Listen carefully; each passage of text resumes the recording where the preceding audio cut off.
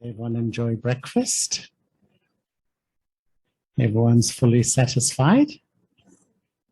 That's good. So this morning really will be a bit of chit-chat about this amazing journey we're on with Baba.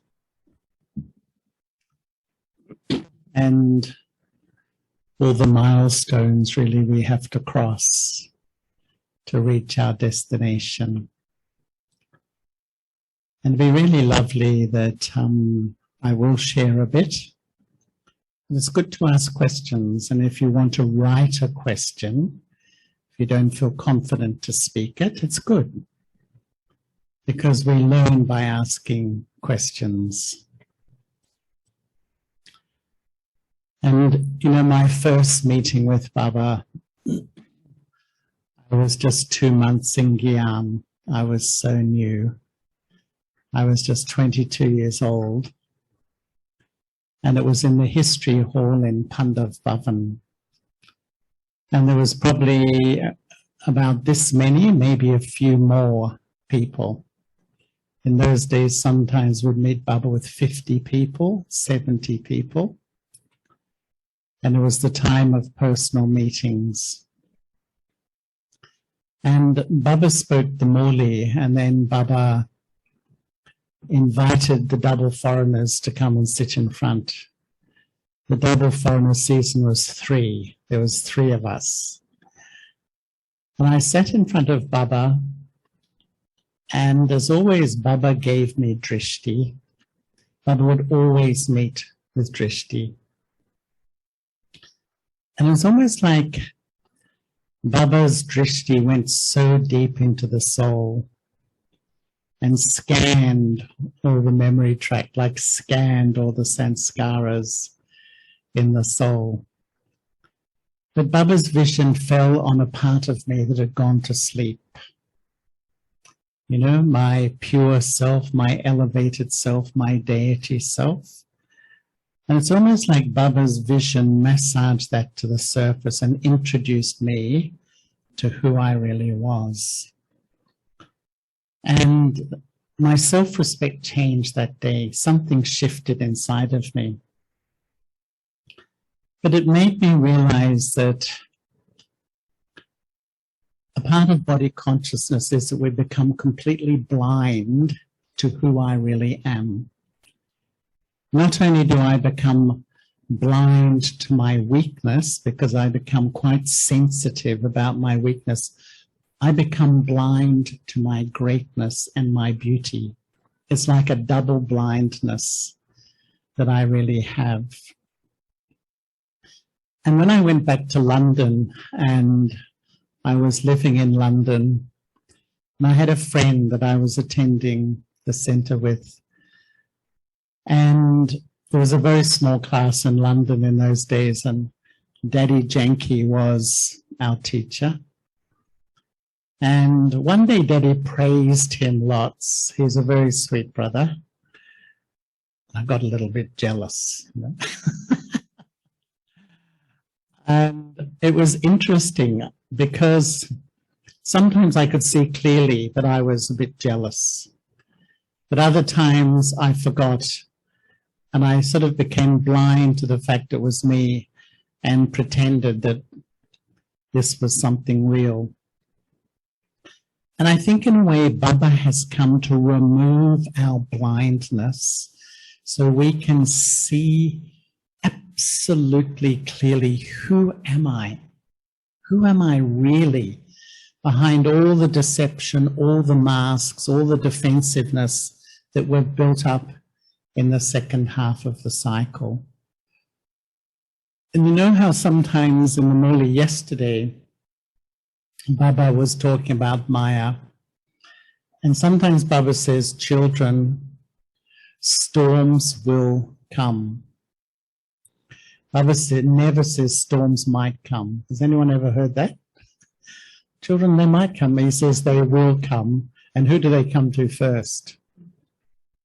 Brahma Baba, right? And this is the law of this life. And sometimes it's not just storms, it's like typhoons, tsunamis and hurricanes come inside. But there's another law that says this is all the part of the process of self-transformation. Where did Krishna listen, speak the truth? It was on a battlefield. We are all on a battlefield at the moment. Even the word we all know these days, jihad. Jihad now means sort of fight the non-believer, but the original meaning is, fight the weakness in the self, fight the impurity in the self. That's the real jihad, to eliminate the impurity within the self.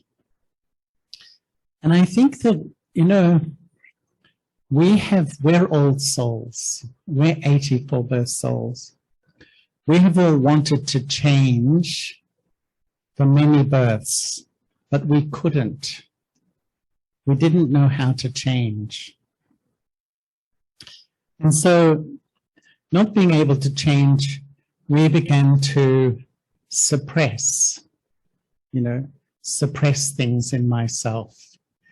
And because it doesn't look nice on the surface, to get angry, get upset. So we became like two personalities. One is the one I speak to the world. I'm very sweet, I'm very soft, I'm very gentle. But inside often I'm quite different. I feel hurt, I feel angry, but I often cover it up. I don't reveal it to anybody because socially it doesn't look nice. And in a way, this is the reason that psychology was born 150 years ago, to be more honest about the dark side of the soul, because each one of us has a dark side. We've all, if I'm body conscious, I've collected rubbish. I've collected negative things within myself. And so psychology was born. But often what happens in psychology, they go so much into the analysis of why I am like I am. So religion suppressed, and psychology indulges in this over-analysis, but spirituality really tells us to be very honest with ourselves and transform, use my energy to change. And I would say, I can remember, I don't know whether Jyoti can remember, but there was a period when Daddy Janki would meet us, and she'd say, none of you are honest. None of you are honest. Because, it's not a conscious thing, but we've learned through the devotion, through bhakti, to see my weakness is painful, it's uncomfortable. So I keep suppressing it. So I became completely blind to who I really am. And I think that we pass through phases in this Brahman life. And the first phase I call the baby phase, which is when you meet Baba, and you suddenly realize this is Baba, and you go, Baba, I'm home, I'm back. It's such a wonderful time. Who remembers the days of their childhood? How beautiful is that time? But transformation at that time is easy because it's fairly superficial. It's just habits. And habits are really based on this life. Habits are based on family, based on culture, eating habits, sleeping habits. And almost instantly, many of us start to get up earlier, we start to change our diet, and we start to think, oh, this is pretty easy. This life isn't too bad. Who felt that when they started?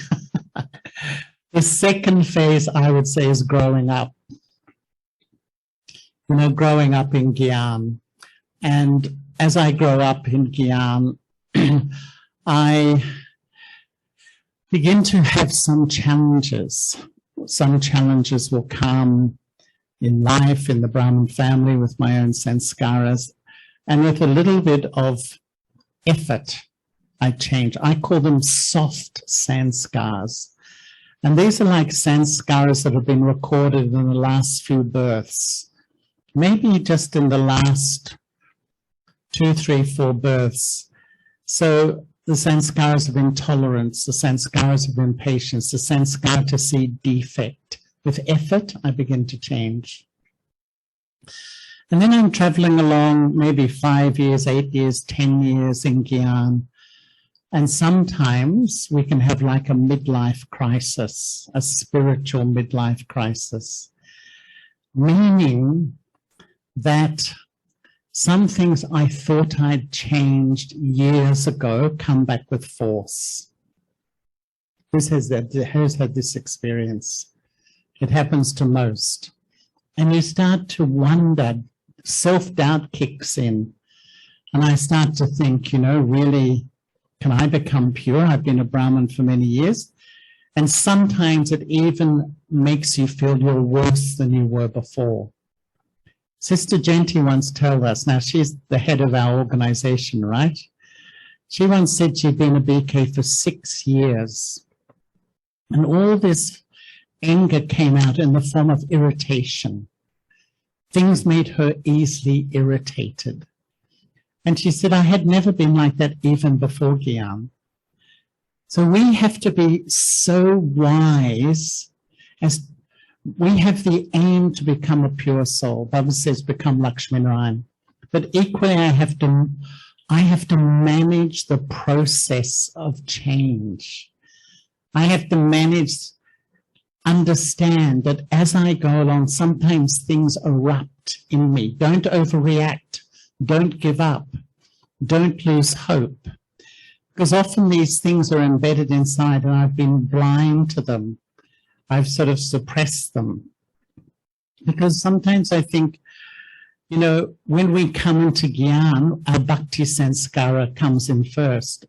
And rather, I may change my habits and I may change my soft Sanskaras, but still I maybe suppress my old Sanskara. Just keep pushing them down, pushing them down. They're not nice, push them down. And yet, it creates a whole lot of issues. And I think maturity in Brahman life is to begin to understand I'm on a process of self-transformation. Along this journey, rubbish is going to come out.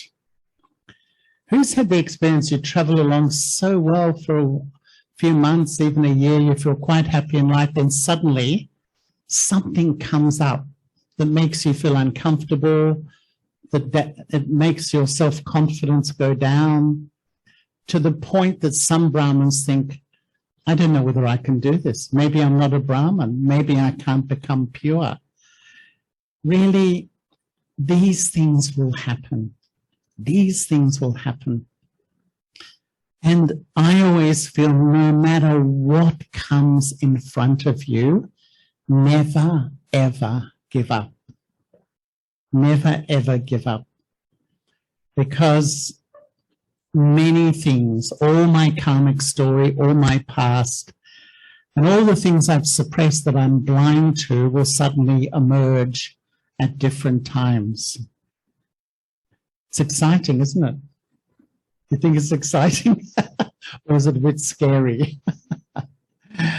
And some of them are really the state of the soul at the end of the cycle. You know, we began in the full bloom of self-respect. But as I came down the cycle, I collected weaknesses, defects, and shortcomings. And as they became habits, inside me. My weaknesses became habitual. I felt bad about them. I didn't like to see them.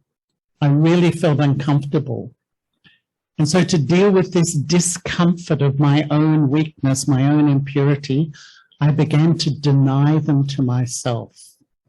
I built this inner blindness where I just could not see my own weakness. And it's because really, I would say that this is a part of our our Brahman journey. And in a way, when you look at what is body consciousness is a total blindness to the reality of who I am. I am an eternal point of light, and yet at the end of the cycle, I'm completely blind to that reality of the self.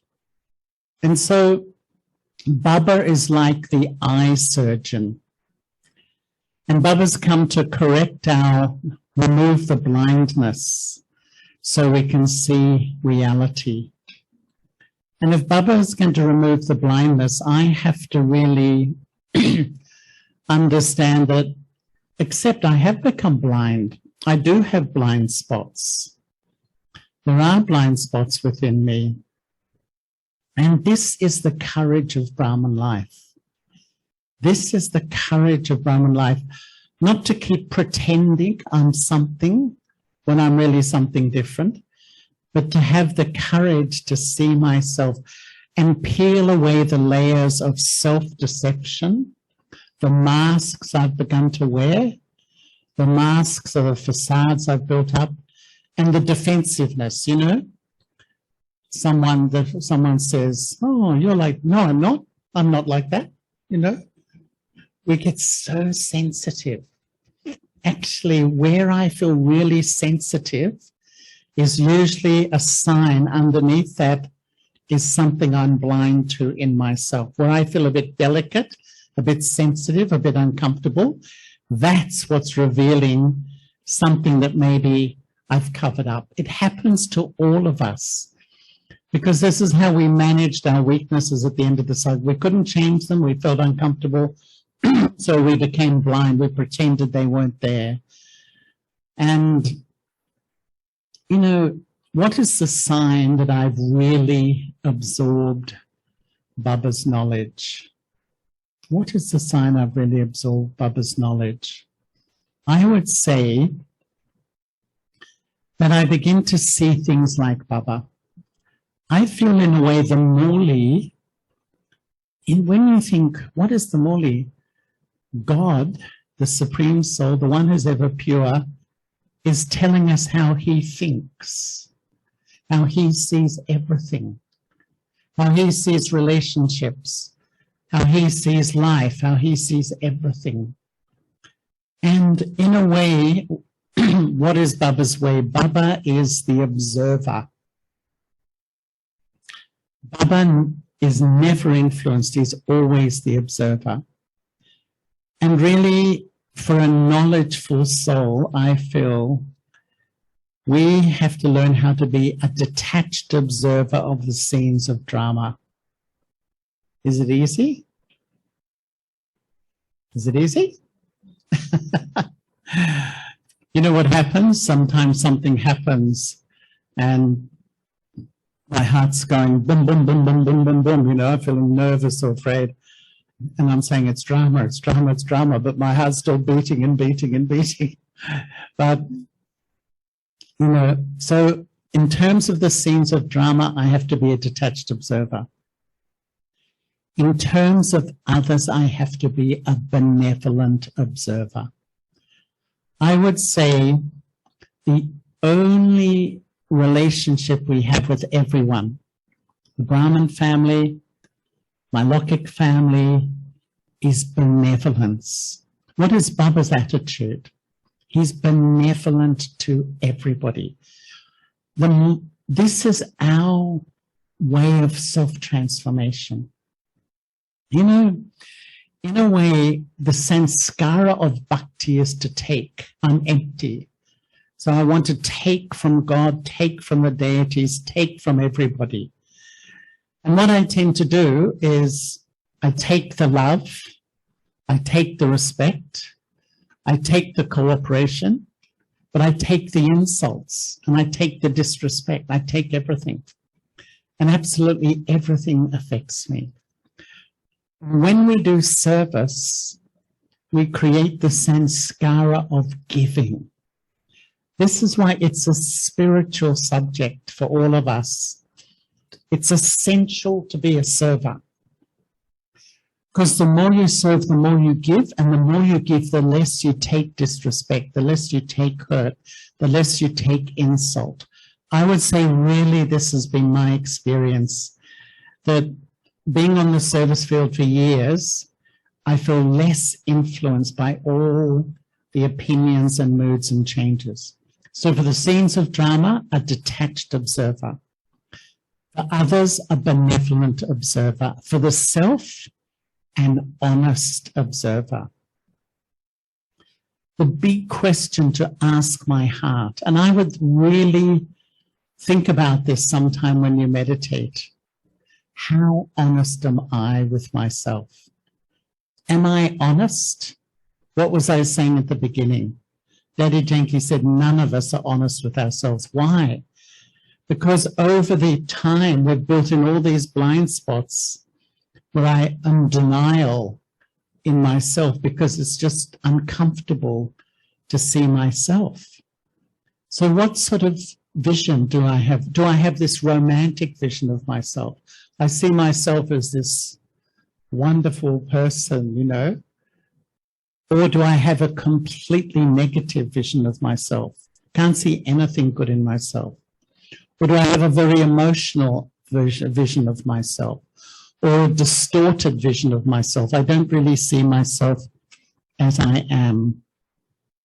You know, how do I really see myself? Because a BK has to become so knowledgeable. I see the whole package. I see the whole me. I know my strengths and my beauty.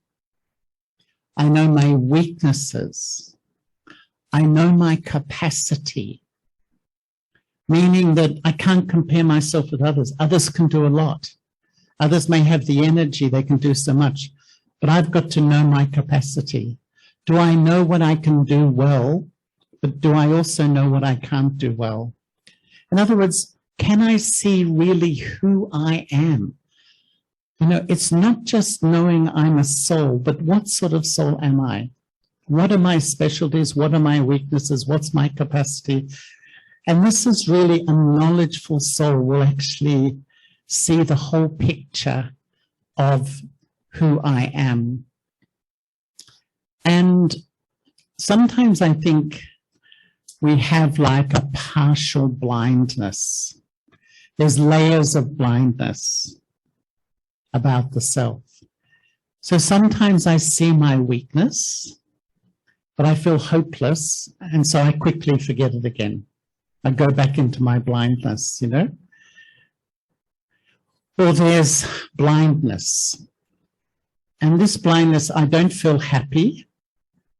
I feel confused.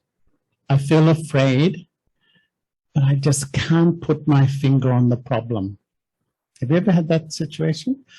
I'm not feeling that good. I'm not feeling that great, but I think about it. I just can't work out why.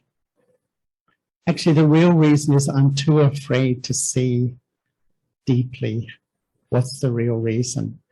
Because sometimes seeing my weakness, I feel hopeless. And that makes me even feel weaker. So I've learned to deny to myself, or I've learned not to be fully honest with myself about, you know, what is going on inside. Or there's complete blindness. Complete blindness, what do you think that is? That's when, you know, I'm not happy, I feel confused, I feel afraid, but I can't see anything wrong with me. It's everyone else who's the problem. You know, the ultimate state of ego is I'm fine, you're the problem. You get your act together. When you change, I'll be fine. And I'm afraid so much of the world is thinking like this now. I'm fine, you're the problem. That's the ultimate state of spiritual blindness. I cannot see myself at all. And yet Baba's coming to remove this blindness from our eyes so that I can really, you know, begin to see who I am. And in a way, there's four things in a sense. about this vision on the self. The first part is the part that everyone can see. There's a part of me I let everyone see. Everyone see. In other words, you know, my personality, everyone can know that part of me. I allow people to know that part of me. The second one is really the part of me that only I see. In a sense, I keep secrets from people. Sometimes people keep secrets from absolutely everybody. Because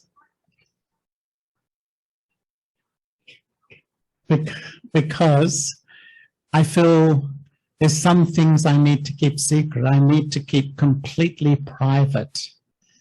And it may be things I've done, things I'm doing that I don't want other people to know, that I'm attracted to somebody, but I won't tell anybody. And maybe only someone I completely trust will I be open.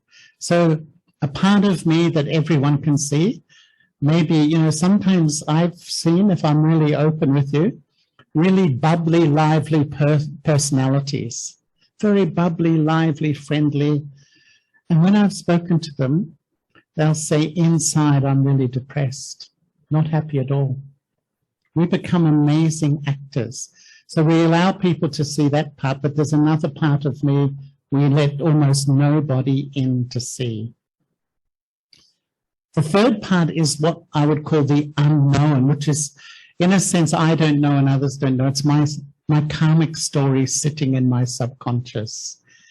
And it's amazing, really, isn't it, that we carry this whole story in my subconscious for many, many births. And, you know, they say that 80 to 90% of my behaviors is influenced by my subconscious.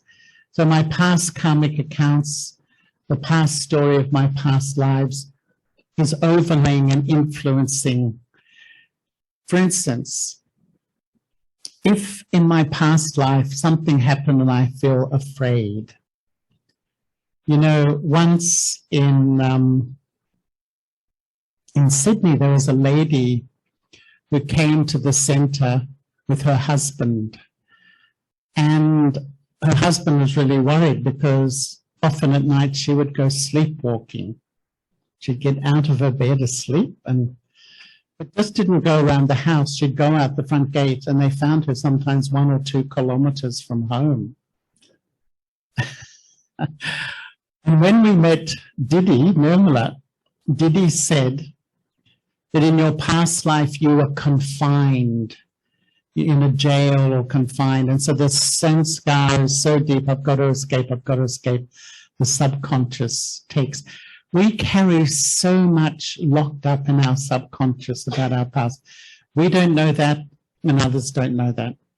So there's some things that I allow people to see, some things I don't allow anyone to see. I have my subconscious. And the fourth thing is my blind spots. And my blind spots are really the things that others can see, but I can't often see about myself. Sometimes I don't realize that, you know, I have prejudices. I don't think I do, but I carry, you know, a prejudice to people. I carry these things which I cannot see about myself. As someone once said to me, you know, can you see the back of your head? Can anyone see now? Can you see the back of your head, anybody? Of course not. Jyoti, you don't have much there to see. But everyone else can see the back of your head. And in a way, that's like a blind spot. You can't see it, but everyone else can see it. And this, in a way, is what we want to start to really begin to change. Because to grow spiritually, firstly, I have to clear what's in the unknown part in my subconscious with yoga. But secondly, I have to remove my blind spots with honesty. And this is such a beautiful thing, that I have no fear to see who I really am. And the wonder is, who I really am is so beautiful. Yes, I have some weaknesses, but the original, real me. To me, this is the biggest blind spot of all, is my beauty. And to be frank, I met so many BKs, so sweet, so dedicated, so loving to Baba, but can't see much value in themselves. Don't think well of themselves. Always think they're inferior. In a way, I would say that's a sign that I haven't fully recognized Baba. You know, if I fully recognize Baba, just like when I met Baba, Baba saw me in such an elevated way, and I realized I saw myself in not such an elevated way. I was blind to really the reality of who I was. And so this is really, I think, a big thing in our journey to remove the veils of deception, defensiveness, all these things, to say, yes, Baba, why have I come to you? I've come to become a pure soul, and that means I need to see clearly who I am. Who's going to help me do that? It's the Brahman family. Whether I like it or not, sometimes they will let me know certain things about myself.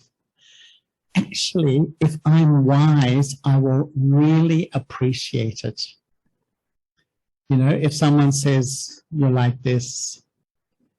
But if I find I get very defensive, very sensitive, then it's like I'm validating my old story. You know, I'm still pretending to be something.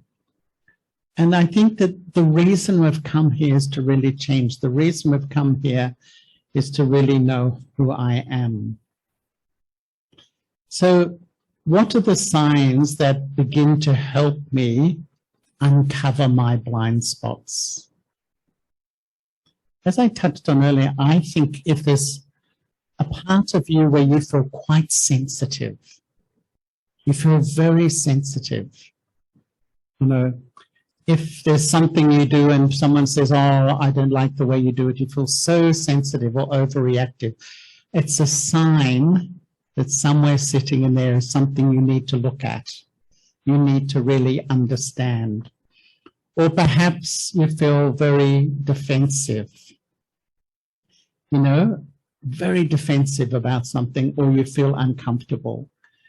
Wherever these feelings are, they're leading me to something that perhaps I'm a little bit blind to. Because you know what happens is that sometimes some people say that they get a job, and after a while, people say something about my behavior. I leave that job, I get another job. After a while, different people say the same thing. So my behavior keeps cropping up time and time again, you know, and yet still I refuse because I can't see myself. I think that I'm very easy and friendly, but other people find me dominating and bossy. I think I'm a good team player, but others don't find me a good team player. I think I give respect to people, but others don't feel that from me. And if I keep getting these messages from life, a Jnani soul will look at it and not feel hopeless. It's not about always defending myself from criticism, but it's actually a way of learning and changing to say, yes, okay, I've come to Baba. Why have I come to Baba? I've actually come to Baba to become a pure soul. So I need to look at it and really see what is behind this. Because I do feel where there's that sensitivity, where there's that defensiveness, where there's discomfort, it's leading me to know more about myself, to remove a blind spot so I can understand more about who I am. And I think that when, people say to me, that I'm like this, you're like this, it's good to listen. We had one sister in Australia who wrote to a whole group of us. She wrote a letter and she asked us to tell us what we appreciated and her strengths and her weaknesses. And she asked us all to be honest because sometimes how I see myself and how others see me is something different. And what we want to do is really see the reality of myself. And as I was saying, I think there's actually the big blind spots that we need to look at. And the double blindness is firstly my ego. And a lot of us think because I'm very quiet and soft and I don't say much, I don't have much ego. It's got nothing to do with that. Ego is a mental thing. I might not say words, I might be quite quiet and soft, but if in my mind I'm very critical, saying I don't like this, I don't like that, why do they speak like this? That's ego. That's ego, actually. It's nothing to do with how you might be like a church mouse, not say much at all, but actually it's a state of mind. Someone can be very expressive and say a lot of things and be quite humble at the same time. So when my ego is ruling, I can't really see my weakness, and I will be always defensive about my weakness, and I'll be trying to prove myself right, etc. But when my lack of self-respect is ruling, I can't see my goodness. And this is probably the main thing I feel that we're blind to. And really, if I've come to Baba and Baba says to me, child, you are an ancestor soul.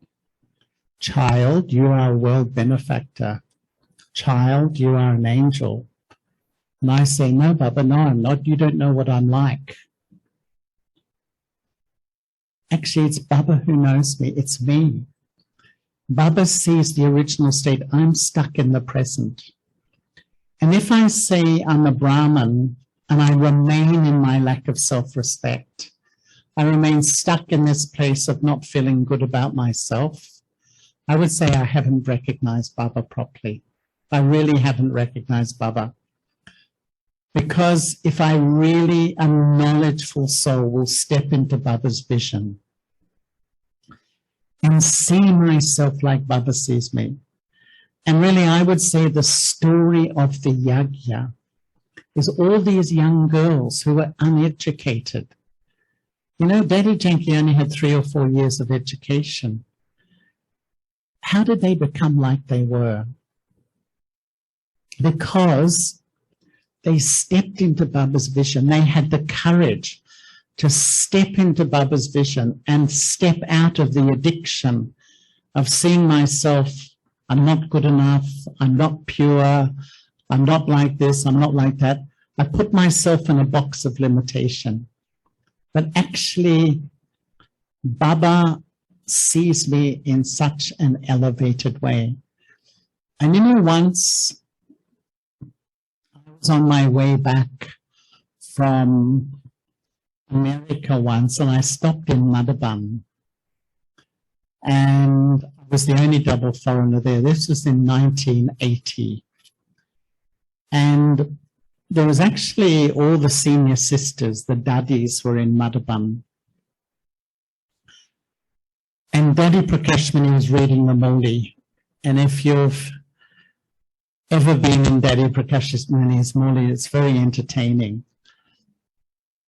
And all the senior sisters were there, and there was no scheduled meeting with Baba. So she said, she'd read a few lines saying, look, all of Baba's lovely children are here. Baba should come and meet you. Then she'd go back to the Moli. Baba must come and meet you. And then at the end of the Moli at 8 o'clock in the morning, she said, Gulzar, come, go to Baba, spontaneously, just like that. It used to happen in those days. Baba would come spontaneously. And Baba came, this was in the meditation hall. I was sitting right in front at the time. And what was amazing is Baba said, I haven't come to speak the Moli. I've come to fulfill the love of the children. And each of those older sisters came up and they lay across Baba's lap. Afiak Bapdada. And Baba held them, he stroked them, he patted them, he cared them, he hugged them. And you know what I realized is that Baba gave them so much love, he pulled them out of their body consciousness. He pulled them out of that addiction of a limited vision on myself. Yes, I'm Baba's child, but I can't do this. I'm not like this. I can't be in front. I don't know how to do this. This is actually body consciousness. Baba lifted them into a soul conscious state. And this is really when the blindness is removed. I take off the glasses and I really see myself as Baba sees me. This is really what I think this life is about. And I do think that, you know, we need to remove this blindness from ourselves and begin to see myself as I really am, and remove the fear, I would say the fear of seeing a weakness within myself. I'm a knowledgeful soul. First of all, I think knows my goodness, so I have a sense of security when knowing my value, and so I can look at my weaknesses and I can uncover these blind spots and remove them. Is it easy?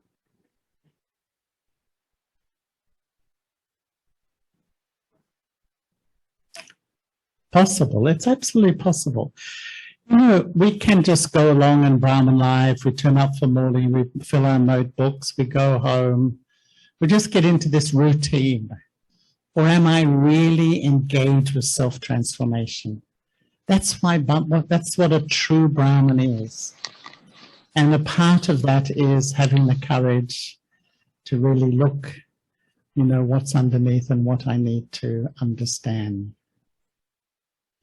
So what I thought I'd do is ask us to do a little exercise. And most of us have something to write. Yeah. If not, you can just do it in your mind and just going to have a little reflective writing exercise just for a few minutes. Is that okay?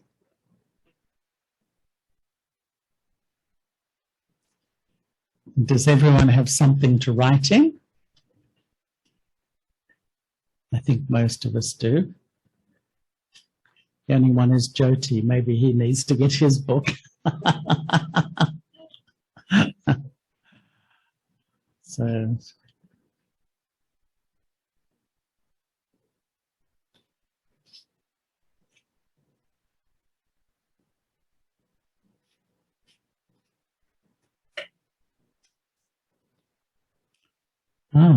that's nice.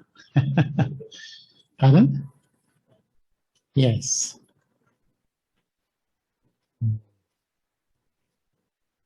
So does everyone have something to write in? Now, brother on the sound desk, what's his name? What's the brother's name on the? Yes. If you can just play some very soft music, and I'm just going to speak out a few thoughts, and I want you to write very spontaneously. Don't think too much. Just let it flow. Just let it flow. I have a little bit of music, just be 5 or 10 minutes. So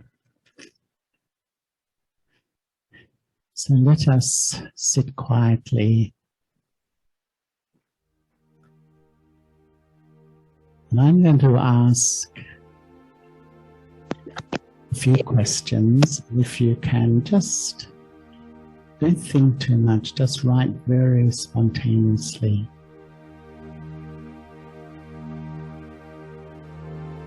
Time is coming close. What do I need to do now? Baba, I am your child at every cycle. What do you want me to do now?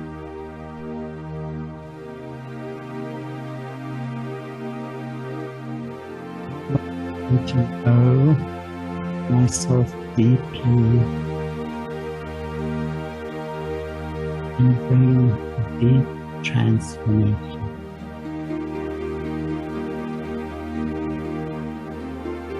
Reflect on this question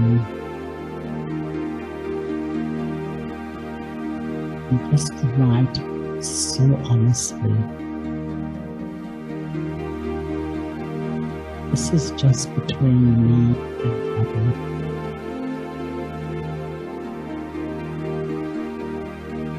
The first question, what am I afraid to know about myself?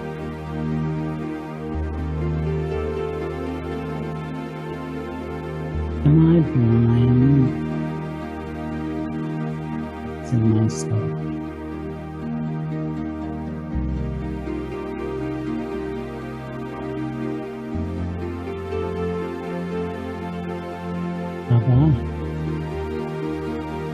I will be completely honest. I have nothing to hide from.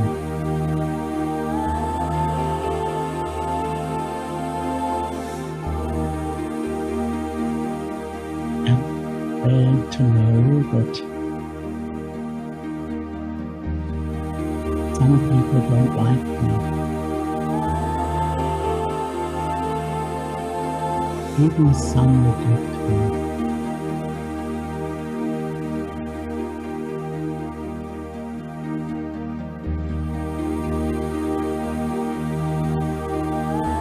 Just keep writing.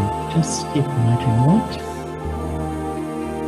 Deep down am I afraid to really know about myself?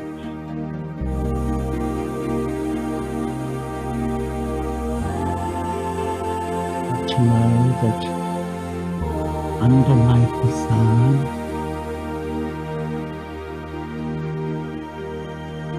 I feel weak.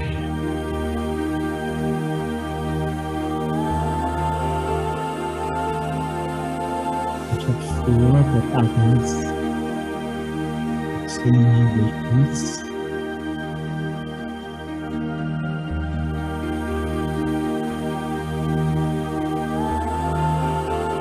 Perhaps I don't feel really loved or respected.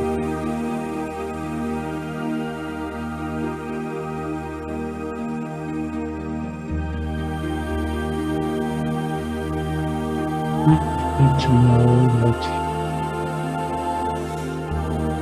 if others really knew me, I might lose my reputation.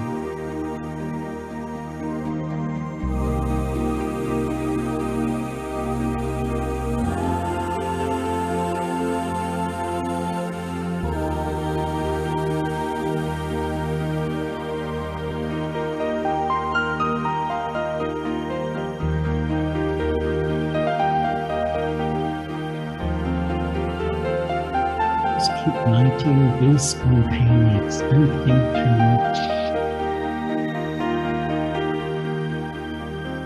Deep down, what am I afraid to know about myself? What am I blind to in myself?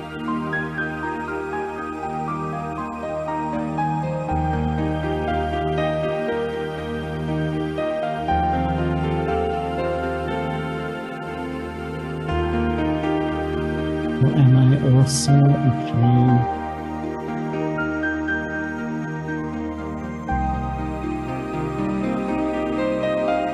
to know my incredible inability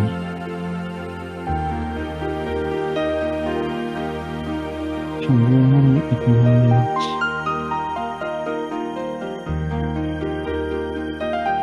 my capacity to be so loving?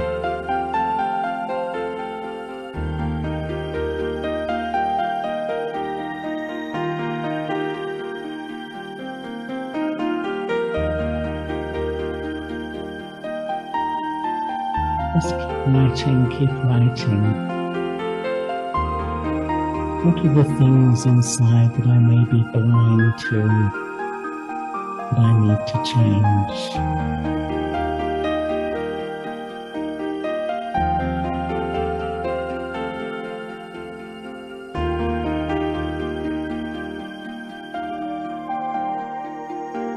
And secondly, the second question.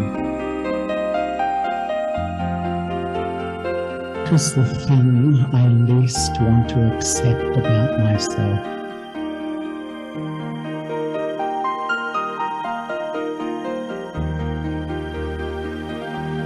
What is the thing that I least want to accept about myself?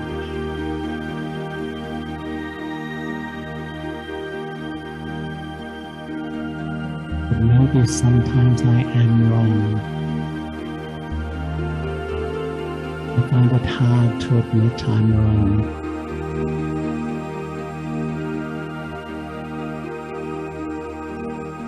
Made a mistake.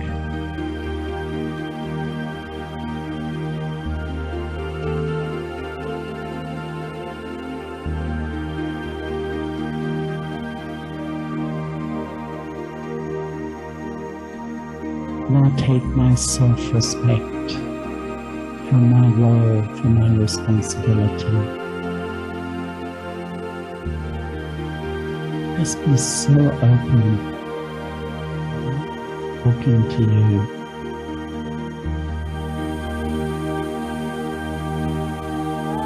The Lord is pleased with an honest heart. Father, in front of you, I'm completely open.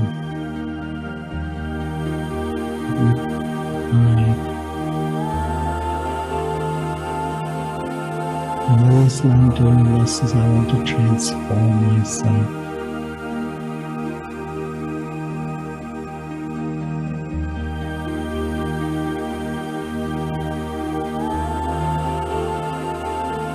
What is the thing I least want to accept about myself? I find it hard to accept or believe.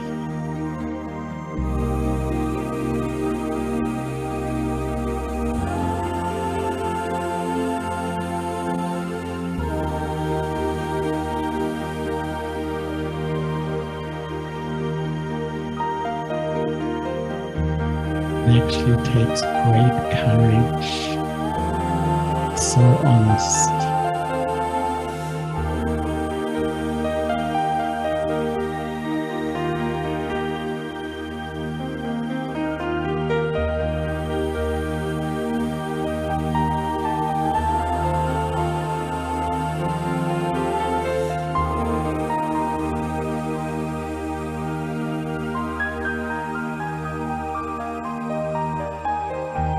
And as I've been writing, is there one thing that's emerged?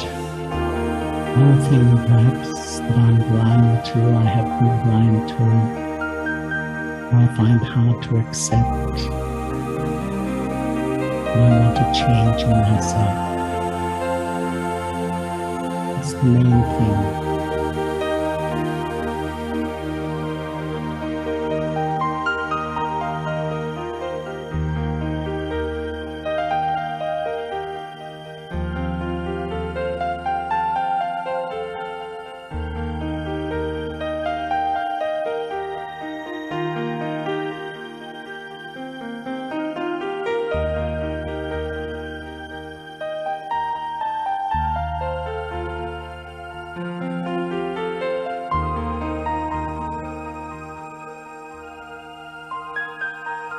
Of my love and relationship with Baba is that I reveal everything. I have nothing to hide.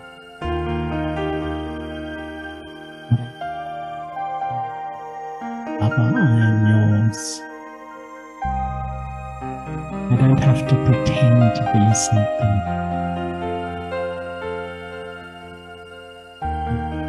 Honest about myself, Baba will love me.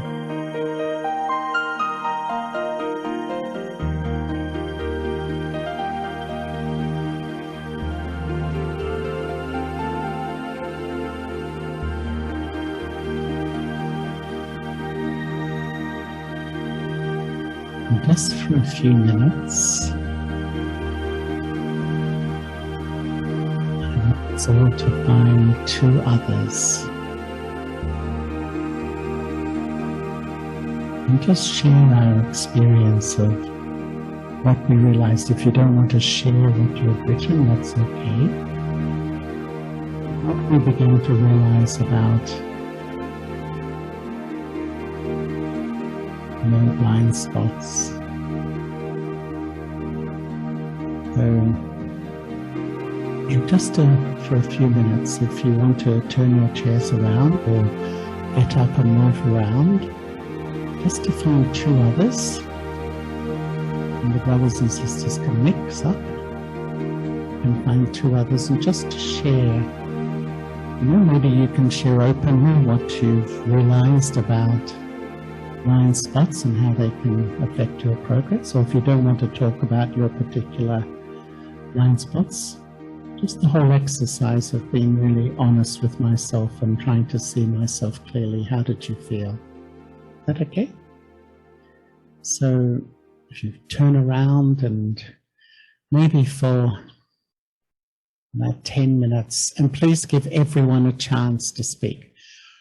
3 altogether, you and 2 others, just in threes. And if you need to get up out of your chair,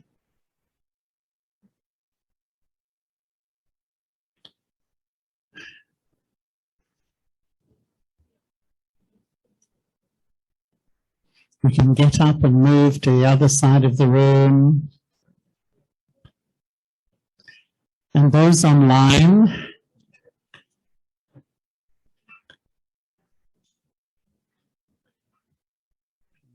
if you want to have a little break for a few minutes. If we were more organized, we could organize you into groups too, but unfortunately we didn't plan it beforehand.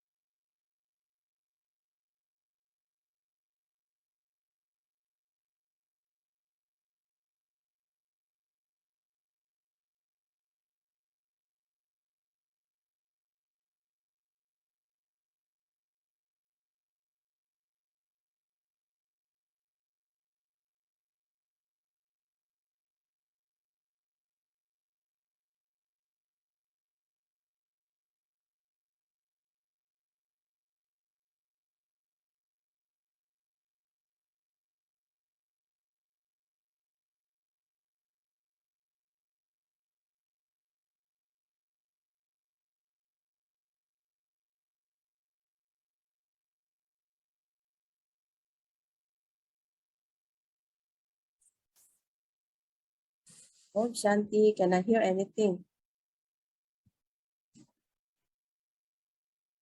No sound.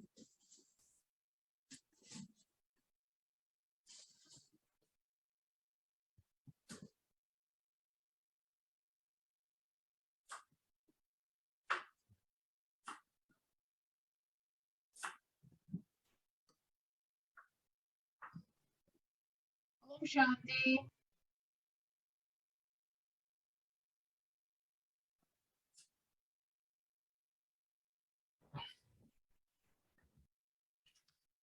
Okay.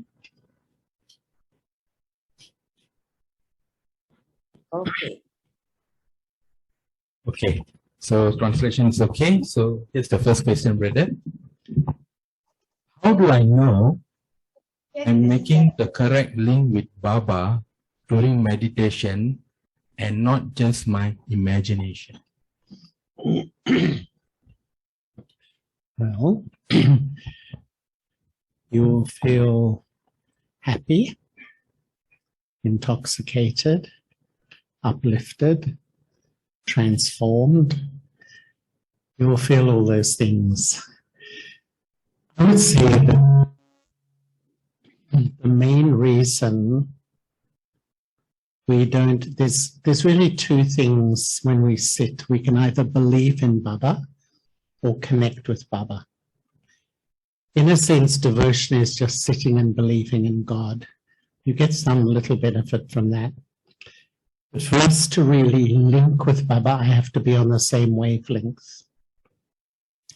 And that's why Baba's eternally soul conscious. The last few days he's been saying, I never have a body. I never have the experience of body consciousness. The main reason we don't feel a real link is a lack of soul consciousness, quite frankly. And I would say the true Brahman really goes very deep into the understanding of soul consciousness. And I have myself done many experiments in the laboratory of my mind to become soul conscious. Because when you're soul conscious, you're resonating on the same frequency of Baba. Let's say Baba's on the FM frequency. When I'm body conscious, I'm on the AM. So I can believe, I know the FM exists, but I can't experience. But when I go up to the FM frequency, but when you really connect with Baba, you'll feel so light, you'll feel so joyous, you'll feel so peaceful, and you will feel strong. You'll definitely feel strong. And as we go, if anyone wants to add something that I've said and you feel you want to ask another question or you want some more clarification, don't hesitate. It's fine. Just to, yes.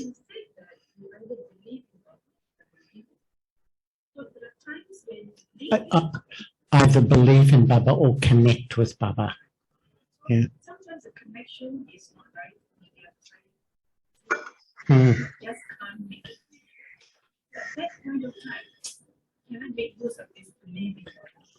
Just have a heart-to-heart chat with Baba. Just chat with Baba. Because really, I think Baba's just so subtle, and I have to become as subtle to really have the connection with Baba. And this is the deep work, really. I feel, I've done months and months of experiments on soul consciousness.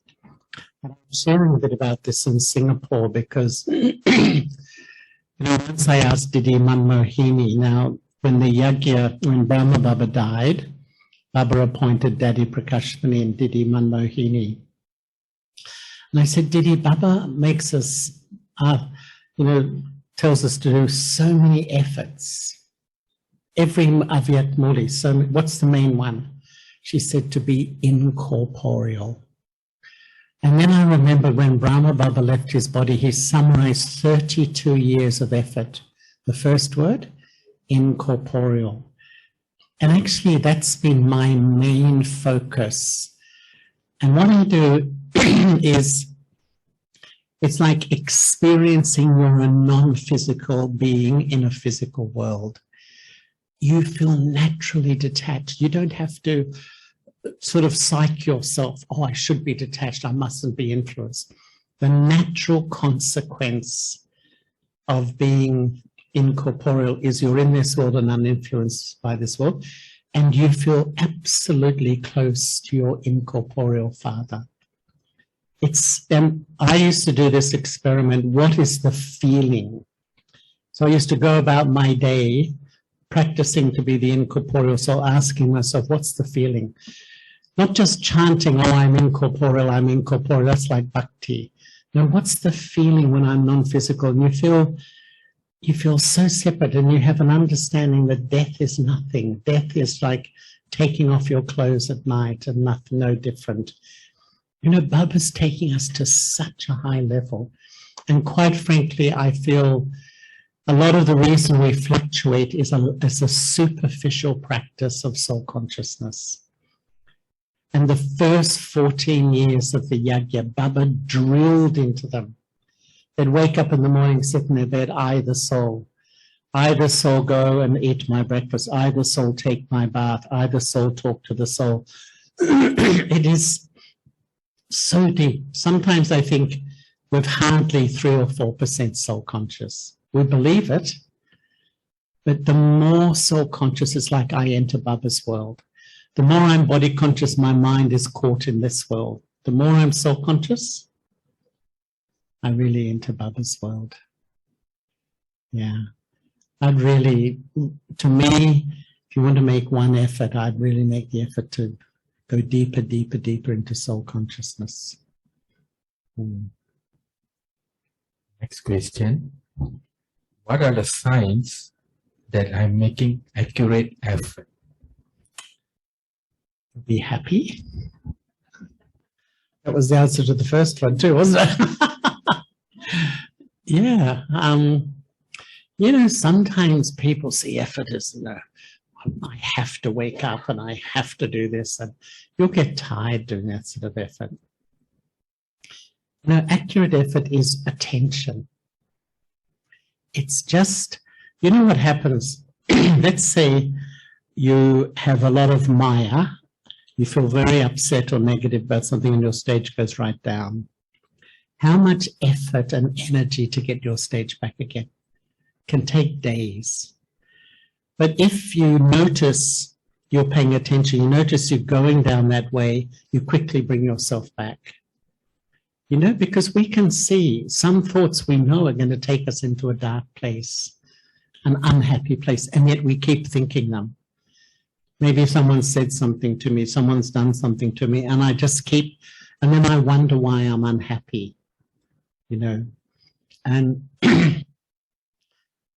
I think, you know, Daddy Prakash Manishi was so light, so easy, so relaxed. She was a deep effort maker. I find the people who pay a lot of attention inside are relaxed on the outside, because they're really, for me, I watch my thoughts, where they go, my attitude. And if you keep tweaking it, whenever it steps over the boundary, you tweak it back, that's effort. And when you do that, you remain happy, you remain light. That's the next question. I don't really like doing service, even though I follow Srimad and have total faith in Baba. What's wrong with me? No, I don't know what sort of says, but you know, sometimes we have fear. We have fear of doing things new. You know, when I first started to teach, I felt nervous. I did feel nervous because, you know, you're in front of people. And you know, when I first gave my first public talk, I said to Daddy Jenki, I feel a bit nervous. And she said to me, just remember Baba before you open, and see everyone as a soul. Don't open your mouth to you see as a soul, because When you see a body, you feel judged. If you start to see there's a whole room of bodies here, you feel they will judge you. But when you see the souls, you start to feel these souls are thirsty for God's truth. And yeah, but I think service is important, you know, and this is one of maybe, it's not a blind spot, but a block. There's something I've got to be that honest with myself. Why don't I want to do service? What's the real reason? And usually there is some sort of fear there that's blocking me doing service. Yeah. You know, Baba Srimat, he said the last few days, yesterday and the day before, study and teach. I think everybody can learn how to teach. And I remember once, some of us are very simple, we haven't been that educated. You know what Baba said? When you have a true heart, you will develop a divine intellect. So beautiful. And I've seen in Australia, there's some of the older sisters, not that educated, they're the best teachers. They're brilliant because their heart's true. They've learned how to really teach. And I feel when you step onto the service field, you test yourself. Every week I have to do something different or new. And when you do something new, you feel a bit nervous, afraid. Often the reason we don't like service is we have to step out of our comfort zone. And quite honestly, if I'm really frank, a lot of Brahmins feel my stage is good, but I design my life to live in my comfort zones. And I don't do anything that will make me feel slightly different. I just, you know, do all the things that I don't make me feel nervous or challenged. But actually, it's healthy to put yourself in a place to feel challenged. Do something that challenges you. As I said, if you want to interrupt or say something, please feel free. Anyone? Everyone's gone very quiet. Did I say something? Some like to keep a low profile, not wanting to be seen or heard in a gathering, despite enjoying being a PK. Is that being body conscious? No. It depends on the motive, really. You know, my huge lesson is, and I think I mentioned this morning, we're number-wise. Baba mentioned. What that means, it's not a judgment. Often we feel some are better. No, we are different. Some have the intrinsic sanskara to be quite extrovert, bubbly, friendly, outgoing. Probably like that for most of us. Some have the intrinsic sanskara to be quite quiet and peaceful. I think we've got to know who I am and accept who I am. One of the things of living in this huge gathering, we see so many powerful souls. And sometimes we think, oh, maybe I should be like her, maybe I should be like him, maybe, you know, but actually I'm who I am. And I think one of the biggest things in Brahma life is to accept my part in drama. And you know, if you don't, if you find it hard to accept somebody's part, you feel affected by somebody's behavior, you don't like their part, the reason is you still haven't accepted your part. When you feel completely comfortable with the part you're playing, then you'll start to accept everyone else's part. We are different. And I think that's a wonderful thing. And if you really want to know, I believe Brahma Baba, at the beginning, he was so intoxicated. You know, Baba's come. And he thought everybody else would be the same as him. And occasionally in class you saw people nodding off. And even I think Brahma Baba had to learn that we're number-wise. Even he had to learn that lesson. We are different. And that's how I feel peaceful in the Brahmin family. We're all different. And when you do that, you can actually appreciate each one's uniqueness and specialty. The soul who is loved by the Brahman family is the one who picks up the virtues of everybody. To me, the first thing is to be soul conscious. Second thing, remember Baba. Third thing, see virtue in everybody. If you want to progress, it's essential. If you feel stuck, when you get stuck is when you get stuck on someone's defect and you feel stuck spiritually. You can't really move forward. You know, really this life we have to see virtues in others. I don't know whether I answered the question.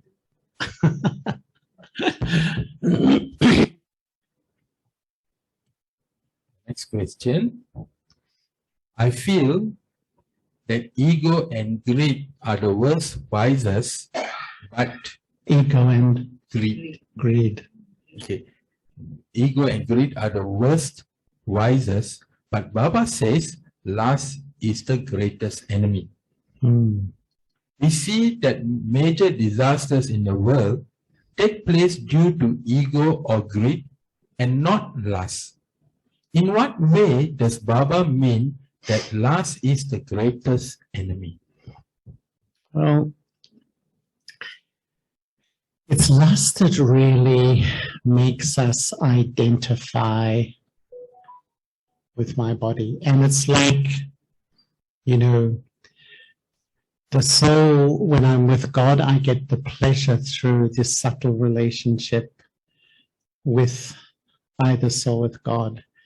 When there's lust, it's completely a temporary physical pleasure, and it's addictive as well. And, you know, when I sometimes think that the human soul, as I sang last night or sometime, because I've been sharing this body is 40 trillion cells. Science now, biology says 40 trillion cells. I, the soul, am more subtle than one cell. You think? There's 40, not 40 billion, 40 trillion. The soul is more subtle. How subtle? The soul, what holds the soul here? It's just that I identify with this body, what holds it here. And when this subtle soul is attracted to matter, attracted to name and form, it loses all its power. And lust, in a sense, is the attraction to name and form. And sometimes Brahmins don't have the gross form of lust, but once I remember the subtle, Baba talked about the subtle form of lust. Baba said you are defeated in purity when you get impressed by someone's virtues, the way they speak the knowledge, or they give me love, they give me cooperation. And you think, what's wrong with that? But what Baba said is what happens is a human being comes into your vision and Baba subtly goes out of your vision. I would say this is a big Maya in the Brahmin family. We get impressed with special teachers. We get impressed with instrument souls. We get impressed, appreciate everyone. Appreciate everyone.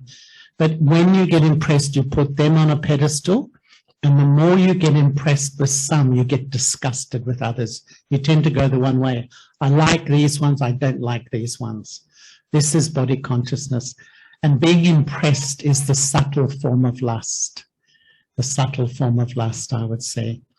And really, I think the more I go on, I realize that, you know, purity is our power. Purity is really the power. And you know, the only spiritual group in the whole world who talks about purity is us. Everywhere else they talk about peace, love, and happiness. Only here. Because when there's so many of us who have the courage to be completely pure, and that just doesn't, to me, there's a physical celibacy we follow, but there's a mental celibacy too, where I'm not attracted. and an emotional celibacy where I can stand on my own 2 feet.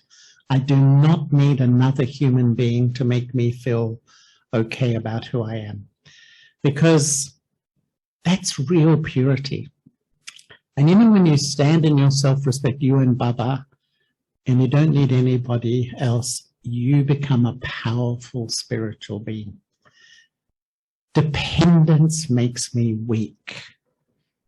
And this is the challenge Baba throws to all of us. Live in the family, but don't be attracted or dependent, or don't have the game of like and dislike. That's all body consciousness. That's impurity. Yeah. So it's,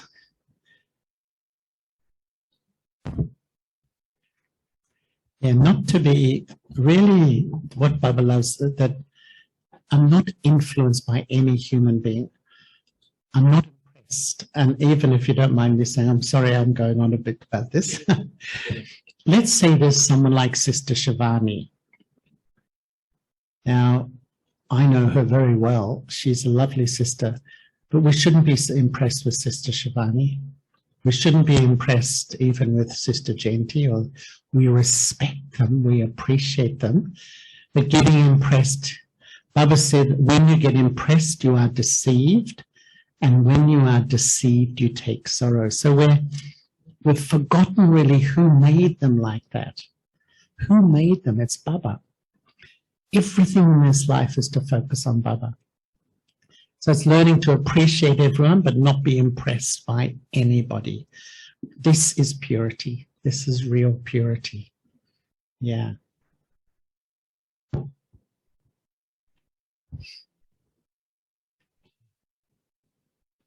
Next question, brother.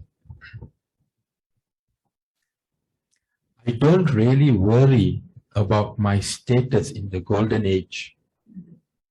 Whenever Baba mentions in the Murli to make effort to claim a high status, I don't feel intoxicated. I prefer to pay attention to my present time, enjoying Baba's company. What are your views about that? Well, I think because we are seeing the word status through a body conscious lens.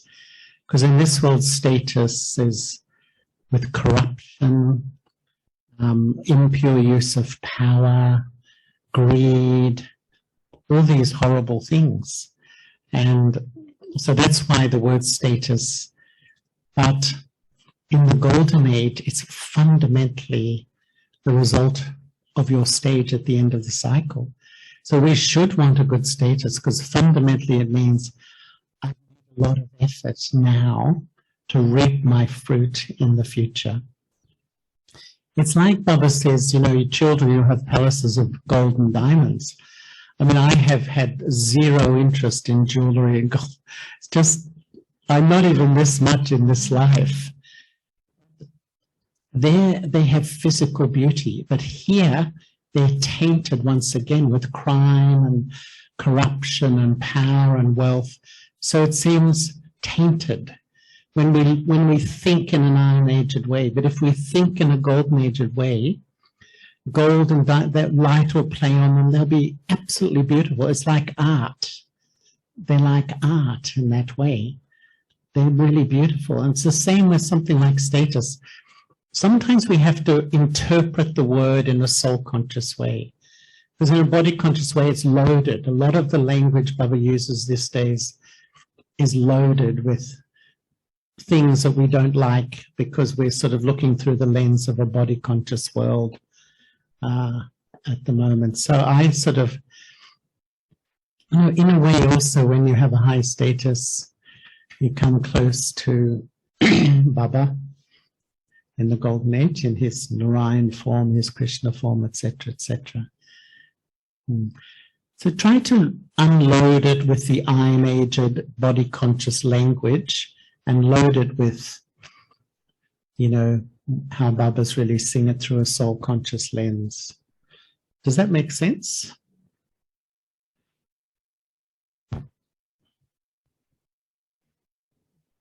One's quiet. Yeah, one or two said yes.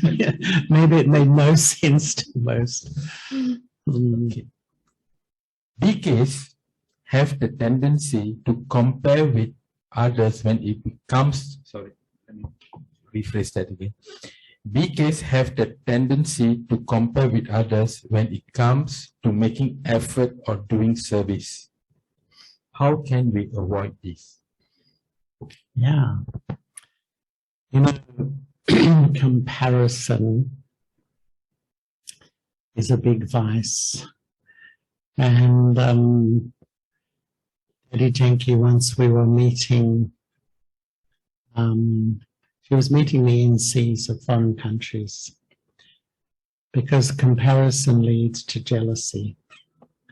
And you know what she said? She said, jealousy is the seed of all obstacles.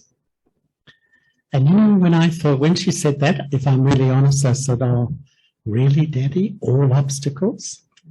And you know, when I began to think about it, jealousy, I think we don't realize, I would say most conflict begins with jealousy. Because in the body conscious world, we compare with others, we position myself better or worse. And if someone seems more popular, more clever, it threatens something I value. Jealousy is an emotion experience, an anticipation of losing something I value. So let's say I'm close to somebody and a third party comes and threatens my closeness. Let's say I have a role in the Brahman family and someone comes along and threatens that role. Then I think I start to have a whole vision on them. I don't realize it's my jealousy, which is actually the problem. I don't think we often recognize. And you know, to me, when we compare, it's a deep sign of how far I've gone spiritually. Because the whole world of body consciousness, you could almost summarize in Pachintan. Pachintan means thinking about others. My whole life is extrovert. And most of my thinking is watching people, watching their behavior, watching their thinking about them. I'm just constantly, my mind is absorbed in people and behaviors. Baba's now teaching Swachintan, have pure thoughts for the self. And if I'm feeling comparing with others or getting jealous, it shows I'm still in Pachintan land. I'm living in still a superficial body conscious land where I'm seeing others and comparing and positioning myself as better or worse. Usually it's worse. They feel they threaten something I value. So I start to not like them. I have jealousy of them. And once you have jealousy, you begin to oppose them, not trust them. You are convinced they're not trustworthy, but actually it's more jealousy that is actually sowing the seed of the problem. And really, how can I tell I'm jealous? I would say whenever you hear someone praise, someone says, oh, this person, they're the sweetest person, loveliest person, if even the tiniest little feeling inside, tiny, or someone says, oh, so-and-so is the best teacher, they're really good. And if there's some little tiny feeling inside, I'd say, there's some jealousy which is there. This is the life to live in my self-respect. When I have self-respect, I can respect everybody. When I am in love with my part in the drama, I will accept everyone else's. But if I'm not, I feel threatened by people's parts and the parts they play. Eddie Jenke said, jealousy is probably the main reason people leave Gyan. Yeah, it's true. They get so competitive with someone or a few, and their mind just gets obsessed with, them and me and my way and their way and all this sort of stuff. It's a really big Maya when we get caught up. And sometimes I think it really tells me my relationship with Baba too, because, if I really have a relationship with Baba, I'm not going to get jealous with other people. So competitiveness really is competitiveness or comparison. Yeah. It's at the heart of body consciousness. In a split second, I compare with people. Instantly, I compare and I position myself superior or inferior. That's body consciousness, yeah. Yes, please. When I take right,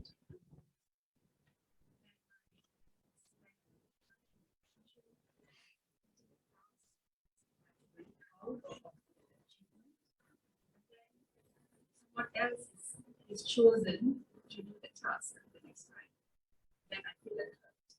Isn't that natural to feel with all that effort? Yeah, so you didn't put in that much of effort. No, I don't think so. Because really, it's like I'm still attached to the outcome. Put it this way. You know, the world, the culture of body consciousness is, I do an action to get something, a result. And if I do it well and then people praise me, I feel great. If I don't do it that well and people criticize me, it's the result. I put all that effort to get an outcome. Baba's way is to remember Baba, get the outcome from Baba. And when I come into action, I do the action, but I'm detached as to the result. I'm detached as to the result. This is so important because, we really have to let go completely that result because, you do something really well and you sort of hope people will praise you. And if you don't, you feel disappointed. What was the motive that went into it? We do this for Baba. And really, I was sharing that once I was in San Francisco and they did this huge program. And San Francisco is where the League of Nations began, which was the forerunner to the United Nations. There's a big square in San Francisco. And people were going to come out of the offices at 5 p.m., thousands, and we were going to have a program on International Peace Day. And they spent 6 months planning for it. And on the day I was there, I was supposed to give a little talk. It poured with rain. And they were expecting 5,000 people. And the only people left were all the 20 people who were the street people, the people who live on the streets with their alcohol or whatever. And I was giving my talk drenched with them as a man sat in front of me. And when we went back to the center, everyone was so happy. And I really thought that was so successful. Because often, people say, oh, what a shame.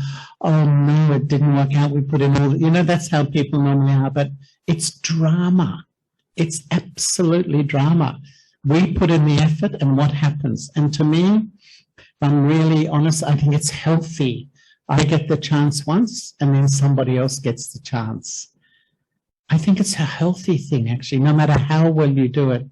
Because in this life, we have to become so detached from everything, including my body, to ready to go home. And let go my expectations. Because when I have high expectations, I'm always disappointed. There's some people who are permanently disappointed. And they think it's all others, but it's actually them. I hold such high expectations, no one can live up to my expectations in that way. To me, I often feel, how will I become pure? To live in the heart of the Brahman family. That's how I'll come pure. Because that will help me deal with my ego. Sometimes I'm put in front, sometimes behind. Sometimes I'm given an opportunity, sometimes someone else. Sometimes I'm praised, sometimes I'm not. It's healthy. What's the aim of this life is to break down my ego But if sometimes someone's praised, they did it, I did something similar, I start to feel, oh, that's terrible, they've forgotten me. Then I've lost the opportunity to really, you know, Baba praises me. Baba is praising me. Really, this life is to let go all of that human stuff that often creates a lot of suffering and sorrow in my mind. When I'm saying it, I know it's not that easy because we've all been like that. We want to do an action and get a result. But with Baba, we remember Baba, we feel with love, and then we come into action. And whatever happens, we're detached. It's drama. It's drama.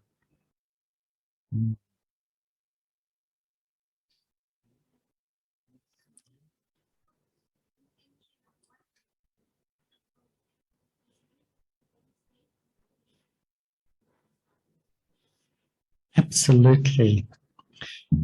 Intention is everything. Why do we wake up in the morning and remember Baba?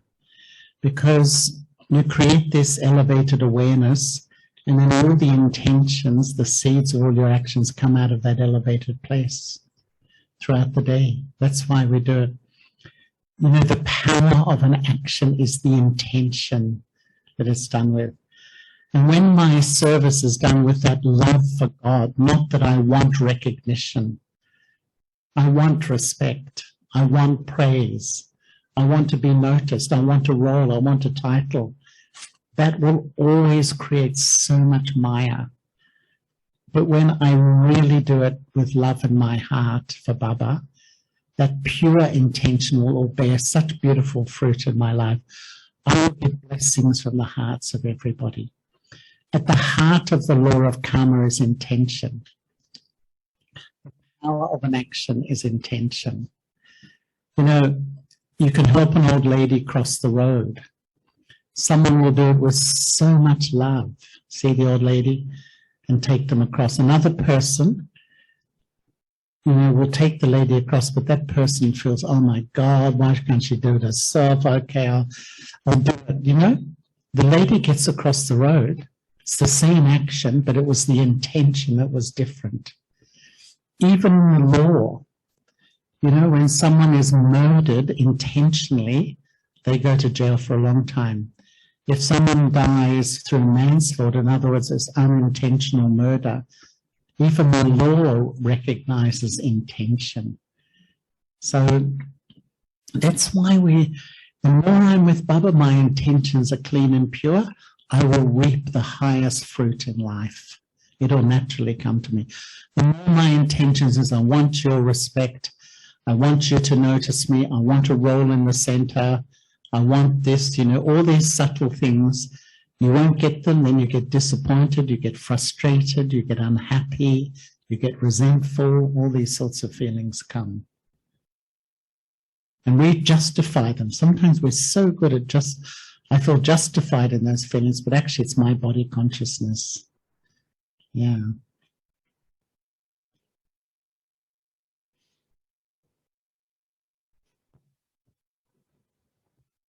This is a bit related to the previous question. How do we deal with those who are attached to their service that they feel upset when others are given the same task? Yeah. The way I think, this is Baba's center. It's not Jyotibai's center or Shambhai's center or Malaysia. It is Baba's center. These are Baba's children. It is Baba's service. You know, the biggest Maya we've collected is I and my.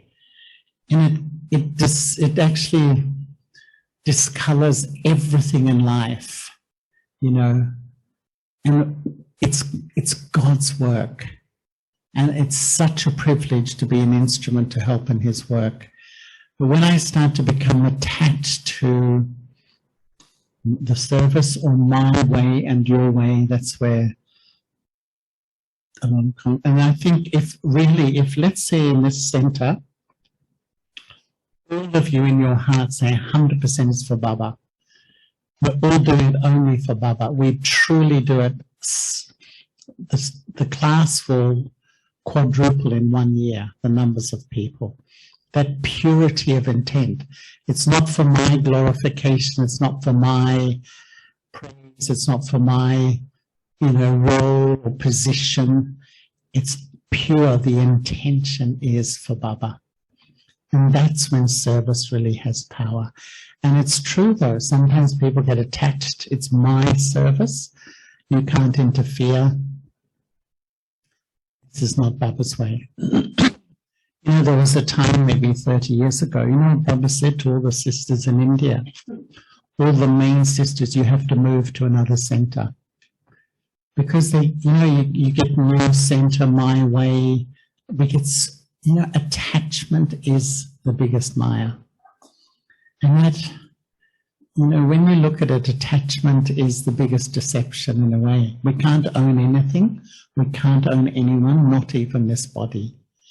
And yet in one life we become so dependent and so attached. And really that's why, I remember Daddy Gozar said, what's the qualification of a world server? Detachment, she said, the conqueror of attachment. Because when Baba sees this soul's conquered attachment is just under the influence of Baba, Baba will take you all around the world. Baba will use you as an instrument to serve many. But when you're attached, you limit yourself.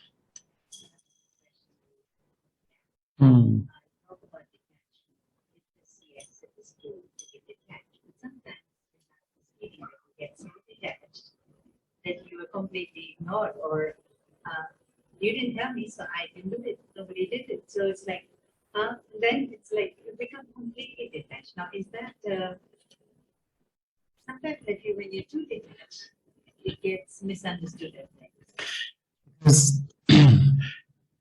not Baba's detachment, because Baba's detachment is to be very loving, very caring, very close, a really good communicator, but uninfluenced by.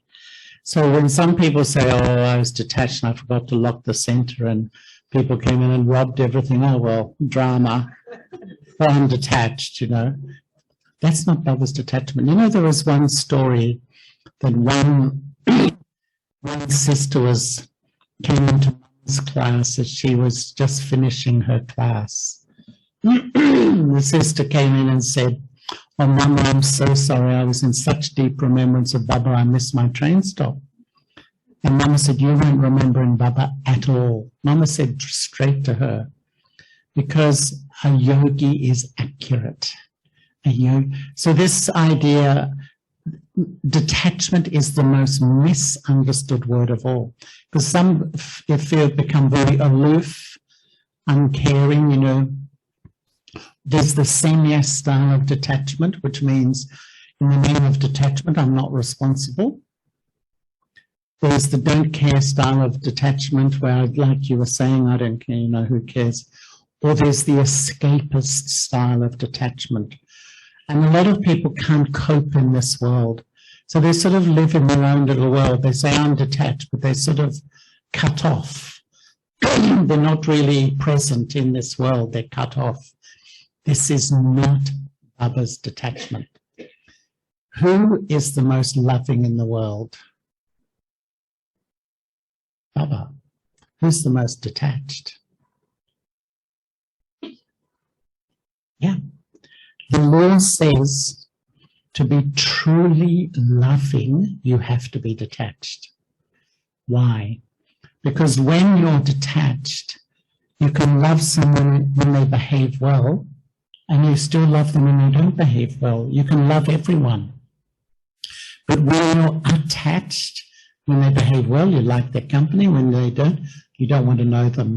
They're really, to be a conqueror of attachment is, what is the 18th chapter of the Gita? Shmriti, what is it? Nashta Moha Shmriti Labda. The conqueror of attachment, the embodiment of remembrance. We're living in this world, but I know I'm an eternal soul. I will always continue, but I haven't attached my heart to anyone or anything. This is such a state of purity. And really, this is not even an attachment to the outcome of service, that or my role in service. Because what I find, sometimes we leave the attachments of the old world and then we bring them into Brahman life.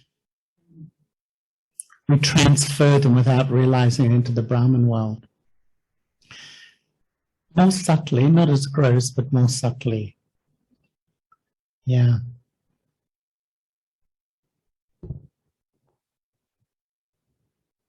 When I am deeply in remembrance of Baba, at times, I feel some other thoughts are emerging from within. It happens sometimes, but not all the time. Why? What sort of thoughts were? That's the real question. What sort of thoughts emerge within? So what the soul is, what she told me was that, she's in deep remembrance of Baba, but suddenly these thoughts just come, these waves of thought just comes. It's other thoughts. Maybe not so good.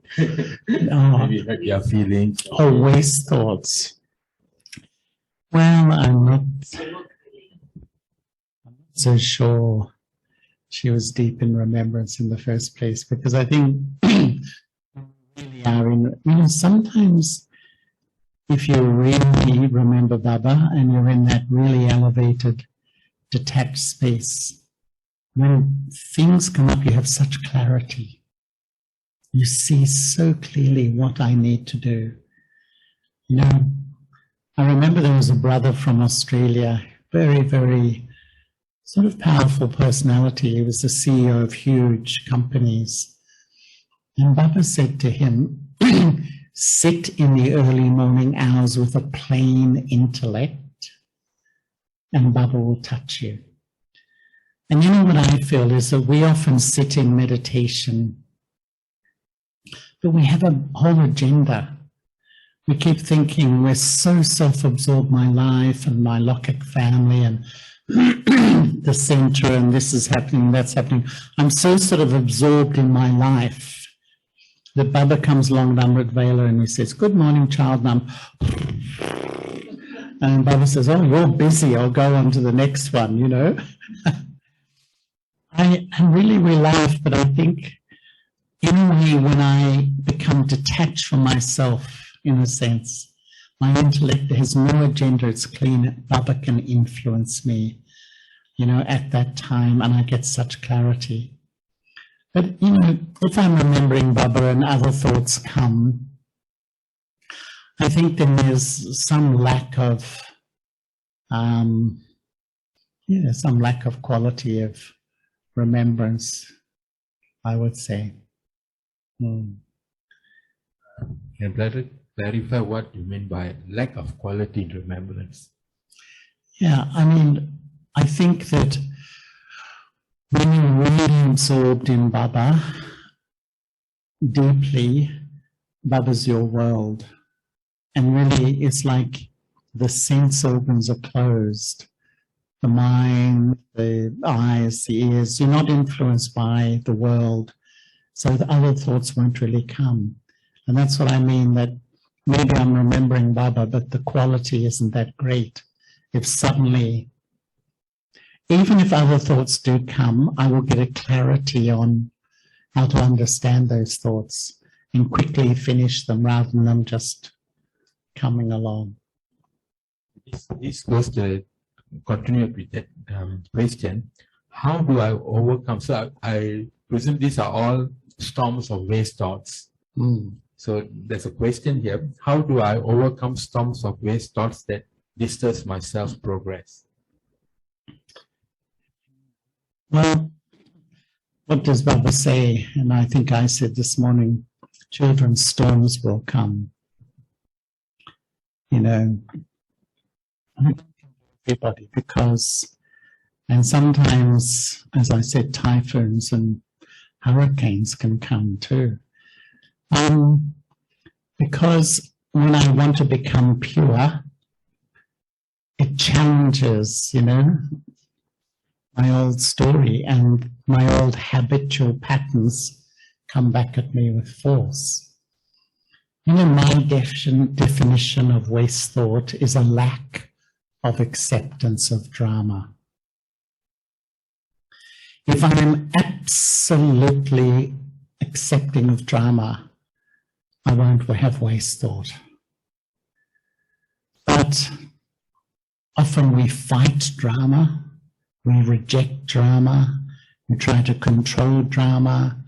I don't like my part in drama, I don't like someone else's part in drama. I think we put a lot of effort into remembering Baba and a lot of effort into being soul-conscious. But when it comes to drama, drama is drama. It's not good or bad, it is. It's eternally fixed. It's eternally fixed that we're all sitting here today in the same seats, you know, wearing the same clothes. I was asking the same questions. You know, it's so deep when you go into it. Now, if something happens which I don't like, and I have waste thoughts, that's an indication I haven't accepted drama. And even the language, oh, that was a good scene of drama, or that was a bad scene of drama, that's body consciousness. There's no such thing as a good or bad scene. The drama is perfect. The drama is perfect. There is benefit in every scene of drama because the drama is unchanging. I cannot change the drama, but I can change my reaction to the drama. If I don't understand the drama, something happens, so much waste. I didn't like it and everything. When I really understand the drama, I observe. It's happened. I can't do much about it. Even if someone leaves the body, a true Brahman will have a lot of love, no waste thought. It's perfect. You know, I remember I was sitting in a meeting with the RCs and Daddy Jenki was there and someone ran in. Said, Daddy, Daddy, this brother just left the body 5 minutes ago. And it's from London.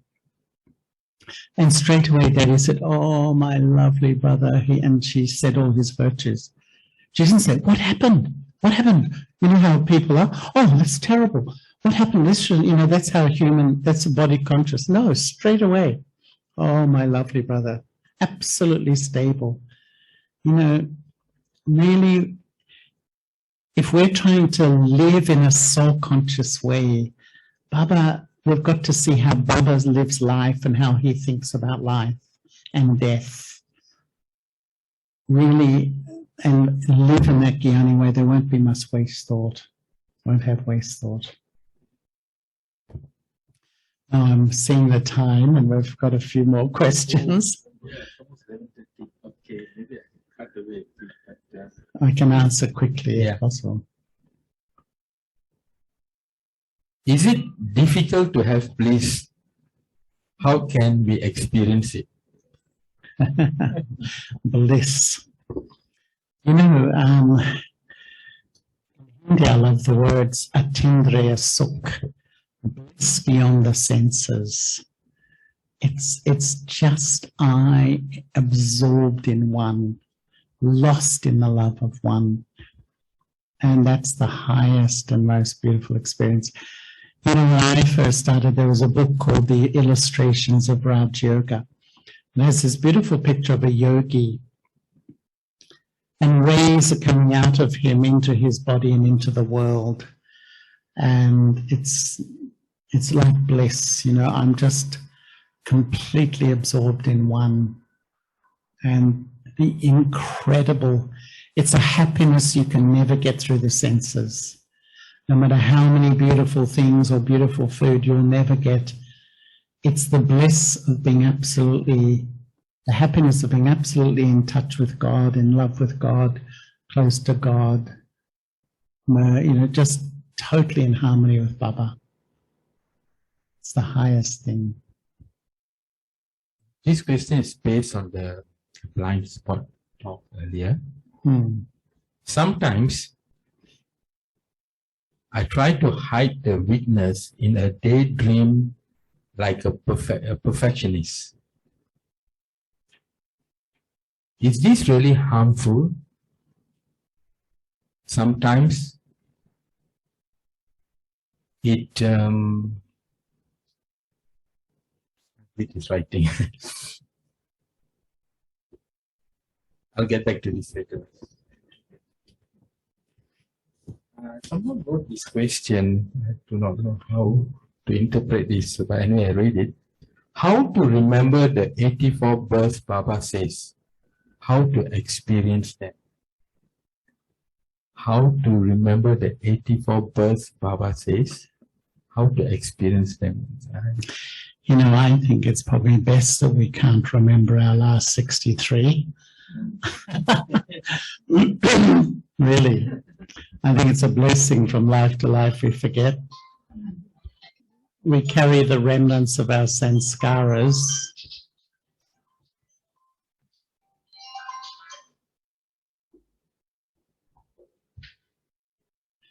We carry the remnants of our sanskaras. But yeah, we don't really have to remember each birth at all. What we have to do is clear the accounts that we've collected.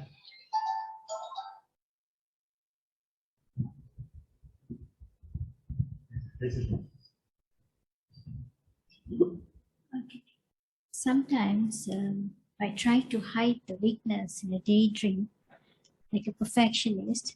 Is it really harmful, or I'm just trying to motivate myself to make it feel more positive? You mean a daydream of perfection? Yeah. Oh. Is it very harmful in the long run, or just trying to guide myself? I wouldn't call it harmful, but I think it's self-deception a bit. Sort of, I was perfect, and I will be perfect, but at the moment I have to be pragmatic about this particular, because I actually have to act on it and use Gyan to change it, not just hope. Because I think, a lot of Brahmins think, okay, if I get up from Reveal and I turn up to the Muli, one day I'll wake up and all my old sanskars have just flown out the window and I've become a pure soul. I'm afraid it doesn't happen like that. You have to be quite practical. Now I'm just thinking, Jyoti, You almost done it. Oh, totally in blessings, yeah. Maybe we might have to. One more. Okay, quick. Quick one. Just one more. This is from a very new source. This question. This is about the instrument who is sitting and guiding meditation. So they are supposed to take drishti, supposed to look at the eyes of the instruments.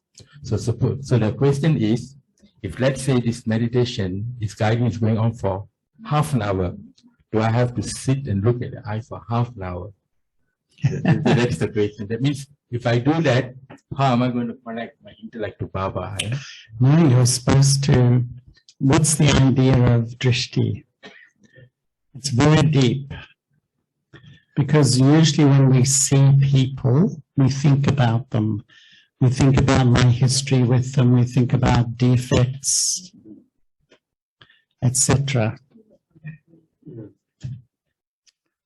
But what am I doing? I'm seeing someone, but I'm remembering Baba. So I start to develop the habit of interacting with people and remembering Baba. So Baba's way is to keep eyes open. And really, I see quite a lot of Baba's children close their eyes in meditation. In Saka, Baba said, you're a bhagat. is still a devotee. It's not Baba's way to close eyes. It's not Baba's method to close eyes, even at home. And if I'm really open, what I've seen during COVID, because many have been at home, many now sit like this. This is a devotional bhagav's way. A jnani, a BK keeps the eyes open and takes drishti. But I'm remembering Baba. I'm remembering Baba. The more you do that, you'll come in front of people and they'll be saying things, they may have strengths and weaknesses. You won't be influenced because you're remembering Baba. You're developing the habit of remembering Baba, even though your eyes are seeing people. Om Shanti. Wait. No, actually, brother, I just wanted to ask one question because tomorrow is the day of remembrance of Jagdish Bhai. Jagdish Bhai. Tomorrow is Memorial Day tomorrow. So I thought if we had some time, it looks like we don't have. So just maybe 1 minute or 2 minutes, your experience with him. Experiences, but what I remember once, I went to Shakti Nagar where he stayed in Delhi, and I wanted to have a talk with him, and he said, I'm busy, but I've got half an hour just before dinner. It was like 7 o'clock. I ended up talking with him till midnight. We talked for 5 hours. It was really amazing. It was really an amazing chat. And yeah, he was absolutely extraordinary soul.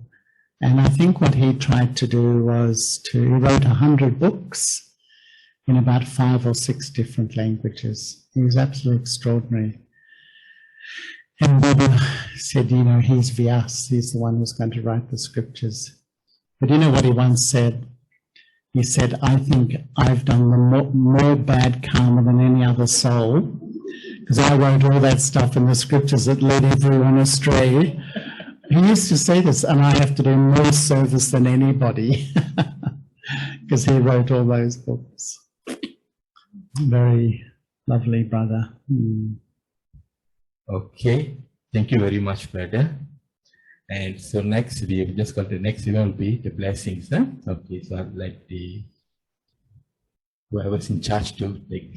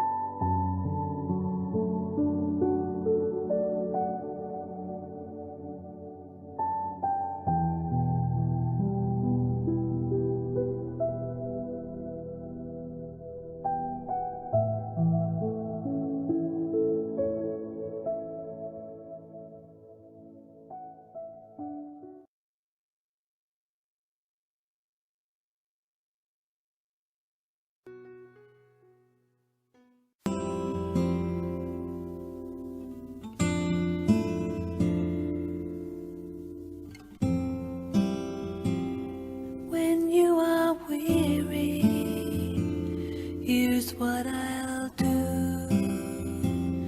When you can't smile anymore, I'll smile for you. I'll be the raindrops when you cry. I'll be the sun when you can't shine. And when the world runs out of time, I'll be there too.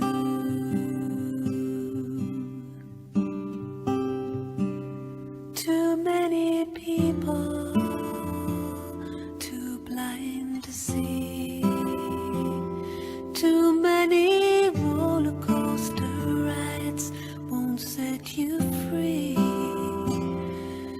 chase the rainbow, chase the high, become the brightest in the sky. But when the world runs out of time, you'll come to me.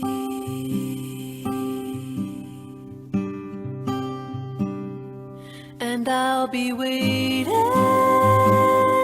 to catch you when you fall, to see you through it all.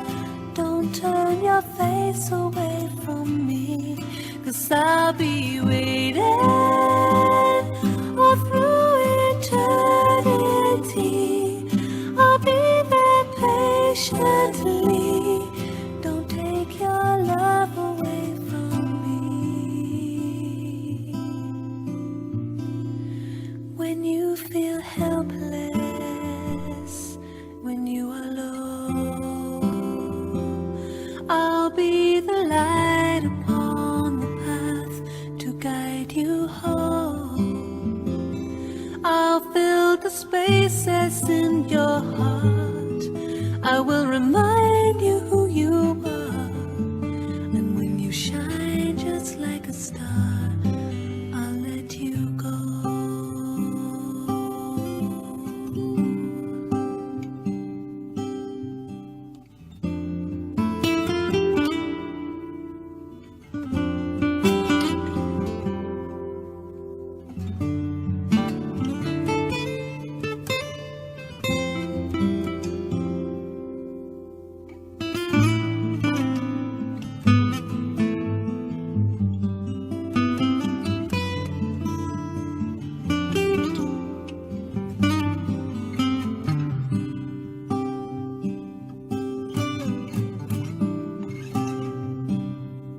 And I'll be waiting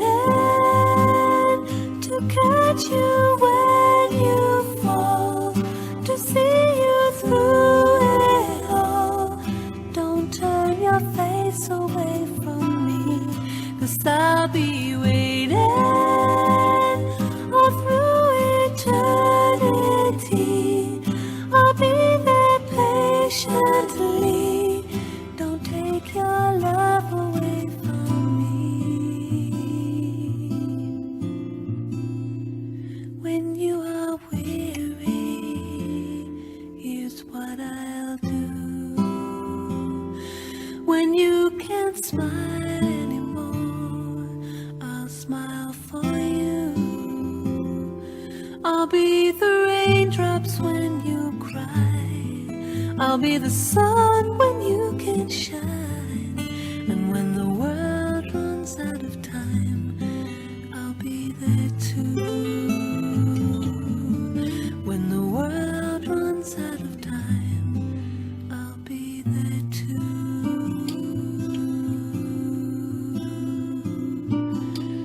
I'll be there too.